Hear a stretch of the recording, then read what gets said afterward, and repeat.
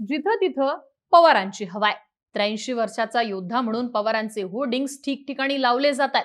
पवारांच्या पक्षाकडनं लढणाऱ्या इच्छुकांची यादी सुद्धा वाढतीये. ग्राउंडवरती कुठेही गेलात तर लोकसभेतल्या पवारांच्या कामगिरीची चर्चा होतीये. पवारांनी सोबत काहीही नसताना लोकसभेत 10 पैकी 8 खासदार निवडून आणले. यंदा विधानसभेला सुद्धा पवार असंच करतील.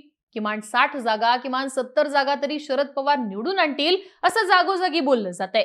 जिंकण्याचं नरेटिव्ह सोबत असल्याचा फायदा शरद पवारांना होईल अशा चर्चा आहेत. पण खरंच हे शक्य आहे का? लोकसभेप्रमाणे शरद पवारांना विधानसभेत 80 ते 90 जागा लढवून 60 ते 70 जागा जिंकून आणता येतील का? ज्याप्रमाणे ठिकठिकाणी शरद पवारांची हवा असल्याचं सांगण्यात येतंय, त्यात काही तथ्य आहे का की विधानसभेचे डावपेच पूर्णपणे उलटे फिरतात? शरद पवारांची हवा नसून तो फुगा ठरू शकतोय का? नेमकं काय समजून घेऊयात आजच्या या व्हिडिओतनं. नमस्कार, मी आरती आणि तुम्ही बघताय बोल भिडू. पवारांची हवा किती आणि निवडून येण्याची शक्यता किती याची गणितं बांधताना लोकसभा आणि विधानसभा निवडणुका यातला मूलभूत फरक आपल्याला समजून घ्यावा लागतो. साधारणपणे एका लोकसभा मतदारसंघात विधानसभेचे 6 मतदारसंघ येतात. कमी जास्त देखील हा आकडा असतो, पण सर्वसाधारणपणे 6 विधानसभा मतदारसंघ मिळून एक लोकसभा असं म्हणता येतं. साधारणपणे एका लोकसभा मतदारसंघात 15 ते 20 लाख मतदार असतात. यापैकी 60% प्लस मायनस मतदान होतं, हा ट्रेंड राहतो. विधानसभेचं गणित मात्र अगदीच उलट असतं. विधानसभा मतदारसंघात कुठे 1.5 लाख तर कुठे 2-3 लाखांचं मतदान राहतं. काही मतदारसंघात तर 1-1.5 लाख मतदारांचा आकडा हा भरत असतो. तर निवडणूक टशनमध्ये झाली तर साधारणपणे 80 ते 85% मतदान होतं, पण 70% प्लस मायनस असं आपण विधानसभेचं गणित हे धरू शकतो. आता ही बेसिक गोष्ट आपण का सांगतोय, तर जितके कमी मतदार तितकी निवडणूक कठीण असते. अगदी गावातली ग्रामपंचायत पाहून तुम्ही विचारच करू शकता, कुठलं घर कधी कुठं जाईल, कुठले भावकी कुठे जाईल आणि त्या 2-4 मतांमध्ये कसा डाव फिरवला जाईल याचा अंदाज निकाल जाहीर होईपर्यंत आपल्याला काही लागत नाही. म्हणजे काय, तर सर्वे आणि एक्झिट पोलची कोणतीही यंत्रणा ग्रामपंचायतीच्या राजकारणात सपशेल फेल होऊ शकते. याचं प्रमुख कारण म्हणजे मतदारांची संख्या ही कमी असणं. आता लोकसभा आणि विधानसभेतला मूलभूत फरक असा आहे की या 1-1.5 लाख मतांमध्ये फ्लोटिंग मतदारांचा आकडा सुद्धा अगदी कमी होतो.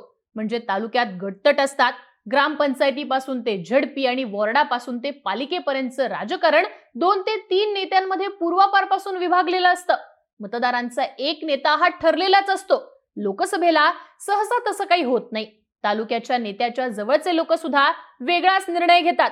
त्यामुळं फ्लोटिंग मतदारांचा हा आकडा वाढतो आणि लोकसभा देशातल्या लाटेप्रमाणे, उमेदवारांच्या ब्रँडिंग प्रमाणे मोठा स्विंग त्यावेळी मिळू शकतो. आता याचं एक उदाहरण देऊन सांगायचं तर लोकसभेला मुस्लिम मतदारांनी हिंदू राष्ट्र होईल किंवा मुस्लिम विरोधी सरकार या नरेटिव्ह मधनं एक गठ्ठा महायुतीच्या विरोधात मतदान केलं असेल, पण विधानसभेला त्या आमदारांचे व्यक्तिगत संबंध, ठराविक भागातल्या मुस्लिम नेत्यांसोबत असणारे संबंध अशा अनेक गोष्टींचा फॅक्टर विचारात घ्यावा लागतो. त्यामुळेच रावसाहेब दानवेंसारखे काही नेते सोडले तर सलग 7 वेळा खासदार, 8 वेळा खासदार अशांची संख्या तशी कमीच दिसते. पवारांसारखे, सुप्रिया सुळेंसारखे नेते जे 4 वेळा खासदार होतात असे अपवाद ठरतात, पण त्यांचा मतदारसंघावरचा होल्ड सुद्धा अगदी तसाच असतो. या उलट गणित लागतं ते विधानसभेचं. विधानसभेत 5 वेळा, 4 वेळा, अगदी 7 ते 8 वेळा निवडून येणारे आमदार सुद्धा आहेत. त्यांचे त्या मतदारसंघात गट हे अगदी स्ट्रॉंग आहेत. साहजिकच त्यामुळे त्यांचा पराभव होणं हे कठीण ठरतं. म्हणजे 2014च्या लोकसभेत अगदी मोदी लाटेत राष्ट्रवादीच्या कोल्हापूर, बारामती, माढा आणि सातारा या 4 तर काँग्रेसची फक्त एकच जागा आली होती. पण विधानसभेत या दोन्ही पक्षांचे आमदार मात्र 40-40च्या आत येऊ शकले नाहीत. कारण जयंत पाटील असू देत की बाळासाहेब थोरात असू देत, विखे पाटील असू देत की एकनाथ शिंदे, ते निवडून येणारच आहेत आणि मग पक्ष कुठलाही असला तरी फरक पडत नाही. आता हे बेसिक सांगणं जास्त गरजेचं का होतं, कारण राज्यातली हवा, स्टेट नरेटिव्ह या सगळ्या गोष्टींचा फटका बसतो. पण प्रत्येक पक्षाच्या धरून किमान 100च्या वरती अशा जागा निघतात ज्या सहजा स्विंग होत नाहीत. तिथं विरोधकच नसतो किंवा नुसतीच तिथं हवा असते.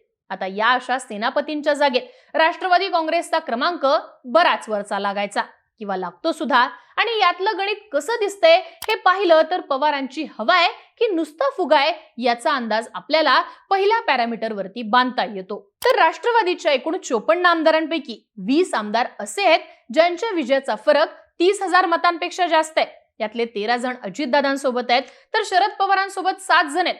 आता हे सगळेच एकतर्फी आहेत आणि निवडूनच येतील असं म्हणता येत नसलं तरी किमान या जागा सोप्या आहेत असं मात्र म्हणता येतं. पण मूळ मुद्दा आहे तो म्हणजे पवारांच्या जागांचा. शरद पवारांना 60 पेक्षा अधिक जागा निवडून आणताना 3 फॅक्टरवरती काम करावं लागतं. एक म्हणजे आपल्याकडे असणाऱ्या आमदारांना निवडून आणणं, दुसरं म्हणजे अजित पवारांकडे असणाऱ्या आमदारांच्या ठिकाणी पर्याय उभा करणं, आणि तिसरं म्हणजे मागच्या वेळी दुसऱ्या क्रमांकावर असणाऱ्या जागा हेरून तिथं तगडा उमेदवार देणं. आता पहिल्या फॅक्टरमध्ये नेमक्या किती मर्यादा आहेत ते समजून घेऊयात. शरद पवारांसोबत असणाऱ्या आमदारांची संख्या आहे 13.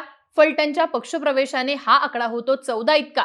आता या 14 आमदारांपैकी जयंत पाटील, बाळासाहेब पाटील, जितेंद्र आव्हाड, निलेश लंके आणि सुमन पाटील हे 5 आमदार 20% अधिक फरकाने विजयी झालेले आहेत. अर्थात यांच्या मतदारसंघात देखील महायुतीनं डावपेच आखले असले तरी इतर आमदारांच्या समोर पवारांसोबत जाण्यामुळे मैदान सोपं झालंय असं नाहीये.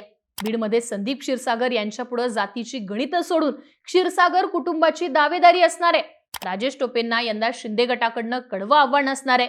रोहित पवारांसमोर ओबीसी आणि धनगर मतांचं गणित राम शिंदेच्या स्वरूपात कठीण ठरू शकतं. अनिल देशमुखांना आशिष देशमुख आव्हान देतील. प्राजक्त तनपुरेंसमोर कर्डिलेंचं आव्हान मोठं आहे. मानसिंगराव नाईकांना देशमुख महाडिक फॅमिली हरवू शकते. अशोक पवार असू देत किंवा सुनील भुसारा यांचं मैदान मोकळं आहे असं म्हणता येत नाही. दुसरीकडे पवारांचे जे मार्जिन मधले आमदार आहेत ते सुद्धा सेफ आहेत असं नाहीये. सुमन पाटील यांच्या जागेवर रोहित पाटील उभा राहतील तर त्यांना भाजप किंवा अजित पवार गट थेटपणे संजय काकांना मैदानात उतरवून तगडी फाईट देऊ शकतो. बाळासाहेब पाटलांच्या विरोधात मतविभाजन होणार नाही याची काळजी भाजप घ्यायला लागले, तर जितेंद्र आव्हाड यांच्या विरोधात नजीब मुल्ला या थेट मुस्लिम उमेदवाराला उभा करून दुहेरी पट अजित पवार मारण्याच्या तयारीत आहेत. थोडक्यात जयंत पाटील यांच्यासारखा निवडक नेता वगळता शरद पवारांसोबत जे आमदार आहेत त्यातल्या एकाही आमदारासमोरचं वातावरण सेफ आहे असं आता तरी म्हणता येत नाहीये. आता यानंतर येतो तो दुसरा फॅक्टर, तो म्हणजे अजित पवारांसोबत असणाऱ्या 40 जागांवर शरद पवारांना पर्याय हा उभा करावा लागणार आहे. अजित पवारांसोबत 40 एक आमदार आहेत. त्यापैकी 18 जागा भाजपच्या विरोधात लढलेल्या होत्या, तर 17 जागा शिवसेनेच्या विरोधात लढलेल्या होत्या. तिथं तो पक्ष तरी किंवा जो नेता आहे त्या पक्षातनं लढलेला आहे तो नेता तरी पवारांच्या सोबत आला तरच शरद पवार अशा ठिकाणी पर्याय देऊ शकतात. याशिवाय अशाही काही जागा आहेत जिथे शरद पवार गटाला पर्यायच देणं शक्य होत नाही. स्वतः अजित पवार, दिलीप वळसे पाटील, अदिती तटकरे, शेखर निकम, सरोज अहिरे, नरहरी झिरवळ, बबनदादा शिंदे, राजन मालकांचे यशवंत माने, छगन भुजबळ असे किमान 12 आमदार तरी असे आहेत जिथं शरद पवारांना तोडीस तोड उमेदवार देणं शक्य होत नाहीये. आता ज्या जागा कमी लीडने आलेल्या आहेत तिथं सुद्धा शरद पवारांना पर्याय आहेत का, तर तसंही नाहीये. किमान 18 जागांवर दुसऱ्या क्रमांकावर भाजप होती, तिथं शरद पवारांना भाजपमधनच उमेदवार आयात करावे लागणार आहेत. हर्षवर्धन पाटील किंवा समरजित घाटकेंना घेऊन शरद पवारांनी मैदान मारलं असलं तरी प्रत्येक ठिकाणी अशी बंडखोरी होईलच असं म्हणता येत नाही. दुसरीकडे ज्या 17 जागांवर शिवसेनेचे उमेदवार होते ते उमेदवार ठाकरे गटाकडनंच उमेदवारी मागण्यासाठी इच्छुक आहेत. अशा वेळी काही जागा शरद पवारांना ठाकरेंना सोडाव्या या लागू शकतात असं चित्र दिसतं. थोडक्यात अजित पवारांकडे असणाऱ्या 40 जागांवरती शरद पवार अडकलेले दिसतात. पवार उमेदवार देतील, पण पवारांनीच आजपर्यंत जोपासलेल्या सेनापतींच्या राजकारणाला हे नवखे उमेदवार शह देतील का, हा प्रमुख प्रश्न आहे. एक मुद्दा असाही येऊ शकतो की जास्तीत जास्त जागांवरती शरद पवार फिल्डिंग लावून जिंकतील. तरीही ज्या जागांवरती शरद पवार फिल्डिंग लावून जिंकतील त्या जागा अजित पवारांकडे असणाऱ्या 40 जागांपैकी असतील. म्हणजे पवारांची खरी फाईट ही गतटर्मच्या 54 जागांमध्ये जास्ती प्रमाणात अडकलेली दिसते. आणि यातल्याच अजित पवारांकडे असणाऱ्या कागल, इंदापूर अशा जागांवरती पक्षांतराची पेरणी करून शरद पवारांनी विरोधकांच्या जागा आवाक्यात आणल्यात असं म्हणता येत नाही. अर्थात 54 जागांवर असणारी राष्ट्रवादी आज त्या 54 जागांमध्ये अडकली आहे. पवारांसोबत असणाऱ्या जागांवरती महायुतीनं फिल्डिंग लावलेलीच आहे. असो तर या 54 जागा सोडून दुसऱ्या क्रमांकावर असणाऱ्या गतटर्मच्या 47 जागांवरती नेमकं काय घडतंय त्यावर शरद पवारांची कितपत हवाय हे सुद्धा तपासून पाहणं गरजेचं ठरतं. तर 2019ला राष्ट्रवादीच्या ज्या 47 जागा दुसऱ्या क्रमांकावर होत्या त्यापैकी 29 जागा भाजपनं 13 जागा शिंदेच्या शिवसेनेनं आणि 5 जागा ठाकरे गटानं जिंकल्या होत्या. आता या 5 जागांवर ठाकरेंचे विजयी उमेदवार असल्यानं त्या 5 जागा तर ठाकरे गटाला सोडणं पवारांना क्रमप्राप्त आहे. उरतात त्या 42 जागा. या 42 पैकी 12 जागा अशा आहेत जिथे शिंदे गट किंवा भाजपच्या उमेदवाराच्या विजयाचं मार्जिन 20% जास्त आहे. गणेश नाईक, मंदा म्हात्रे, समीर कुनावर, समीर मेघे, किसन कथोरे ते उदय सामंत असे आमदार आहेत जिथे शरद पवारांना उमेदवार देणं, त्यास तोडीस तोड देणं आणि निवडून आणणं कठीण ठरू शकतं. या 20% मार्जिनच्या 12 जागा वजा केल्या तर उरतात त्या 30 जागा. आता राहिलेल्या 30 जागांपैकी प्रत्येक ठिकाणी असणारा पक्षाचा गट शरद पवारांच्या सोबतच राहिलाय असं ठामपणे म्हणता येत नाही. काही ठिकाणचा राष्ट्रवादीचा दुसऱ्या क्रमांकाचा नेता अजितदादांच्या सोबत सुद्धा गेलाय. पर्यायानं 20 ते 25 पर्यंत हा आकडा सुद्धा खाली येताना दिसतो. आता एकूण बेरीज काढायची झाली तर पक्षाच्या 54 जागांपैकी अजितदादांकडे असणाऱ्या 40 जागांपैकी जास्तीत जास्त जागांवरती उमेदवार देणं, गत टर्म मध्ये दुसऱ्या क्रमांकावर राहिलेल्या 42 जागांपैकी जास्तीत जास्त जागांवरती उमेदवार देणं हे पवारांसमोरचं प्रमुख आव्हान असणार आहे. आणि इथं फक्त राज्यातलं वारं किंवा स्टेट नरेटिव्ह यावरती फ्लोटिंग मतदार विचारात घेऊन सर्वसामान्य उमेदवार देऊन चालणार नाही, तर गटातटाचा विचार करून, धनसंपत्तीचा विचार करून शरद पवारांना फिल्डिंग लावणं हे गरजेचं ठरणार आहे. थोडक्यात सध्या तरी राज्यामध्ये शरद पवारांचं वातावरण असलं तरी शरद पवारांच्या जागा किती, त्यातल्या आवाक्यात किती या प्रश्नामुळे पवारांची हवा आहे या वाक्यासमोर प्रश्नचिन्ह आता तरी उभं राहताना दिसतं. तुम्हाला काय वाटतं?